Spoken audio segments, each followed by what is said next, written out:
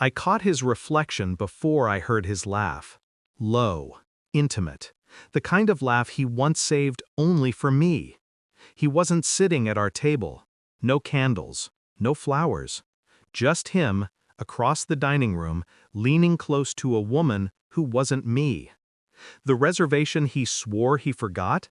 He hadn't forgotten, he'd simply moved it. A table for two. I stayed at the bar. Ordered champagne I didn't taste.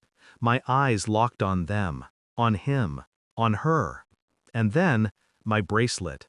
The one my grandmother clasped around my wrist the morning of my wedding. He slid it onto hers like it was nothing. Called it a family heirloom. His voice dipped, soft, tender, the way it used to for me.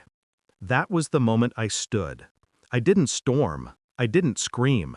I walked. Steady, heels clicking across marble. My hand rested lightly on her wrist as I unclasped the bracelet. "You're right," I told him, meeting his eyes. "It belonged to my grandmother, along with the house you're now evicted from." He laughed, brittle, but he didn't know what I knew, not yet.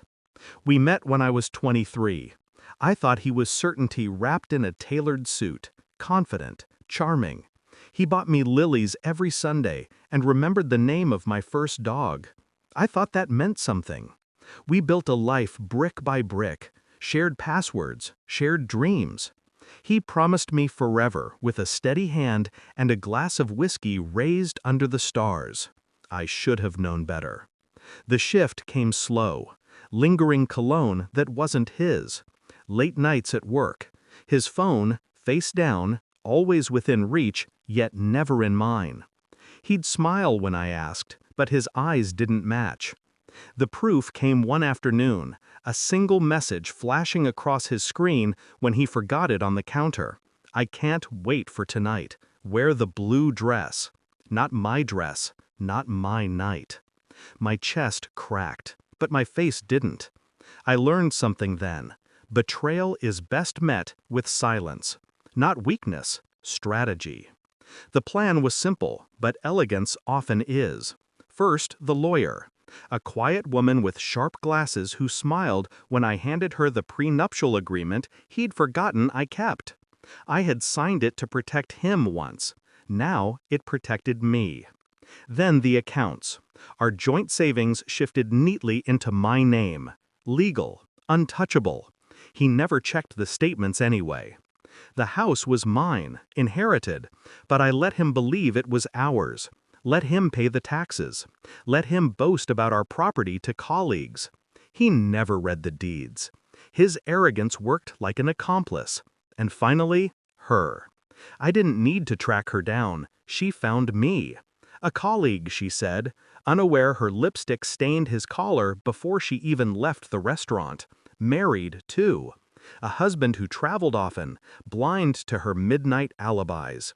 Until I showed him. One envelope, photos, dates, reservations, proof. His silence on the phone was enough. Which brings us back to the champagne, to my bracelet, to his laugh curdling into fear. He tried to brush it off, tried to joke, "You're overreacting." But his voice wavered when her husband walked in.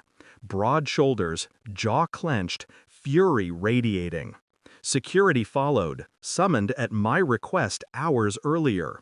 Timing is everything. His chair scraped back, her face drained. She sputtered excuses while her husband's gaze pinned her like a knife. And him, my husband, looked at me like I was a stranger. Like he was only just realizing the woman sitting at the bar, sipping champagne, was never the fool he believed. When the bill landed on their table, I smiled. Happy anniversary. Then I left. I didn't look back. Not at him, not at her, not at the wreckage I'd orchestrated. People think revenge burns, that it consumes. But it doesn't. Not if you do it right. It sharpens. It clarifies. I gave him everything once. Trust, loyalty, love. He gave it to someone else. So I took it back. Every last piece. And now? Now I sleep in my grandmother's house. Bracelet on my wrist, silence in the rooms where his voice used to echo. The lilies bloom in the garden. White, untouchable. I don't miss him. I don't even hate him. I only remember the look on his face when he realized it was over. Not just the marriage, but his game. That's what stays with me.